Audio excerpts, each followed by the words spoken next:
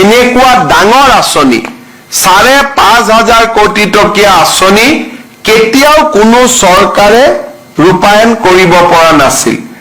আজি আমাৰ অৰুণোদয় আঁচনিখনৰ পৰা মানুহে শিকি মধ্যপ্ৰদেশত লাডলি বেহেনা স্কিম আৰম্ভ কৰিছে, ছত্তীশগড়ত মহতাৰী বন্ধন স্কিম আৰম্ভ কৰিছে, কৰ্ণাটকত গৃহজ্যোতি স্কিম আৰম্ভ কৰিছে, নাম বেলেগ বেলেগ লৈছে, কিন্তু ভাৰতৰ এতিয়া মহাৰাষ্ট্ৰত এইবাৰ এই আঁচনিখন ৰূপায়ণ হৈছে। ভাৰতৰ বিভিন্ন ৰাজ্যত এই অৰুণোদয় আঁচনিখন আজি ৰূপায়িত হৈছে। ঠিক তেনেকে আজি আমাৰ যদি আমি অলপমান চিন্তা কৰোঁ তেতিয়াহ'লে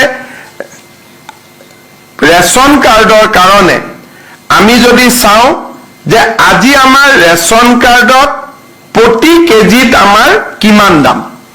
আমি যদি মই দামলৈকে নগৈ মই যদি ধৰি লওঁ যে 30 টকা প্ৰতি কেজি চাউলৰ দাম, তেতিয়াহ'লে 30 টকাকৈ আজি আমি 19,60,000 ফেমিলিত আমি 19,60,000 লোকক আমি ৰেচন কাৰ্ড দিম। ৰেচন কাৰ্ড দিয়া মানে তেওঁলোকে 5 কেজিকৈ চাউল বিনা পইচাত তেওঁলোকে প্ৰত্যেক মাহত পাব।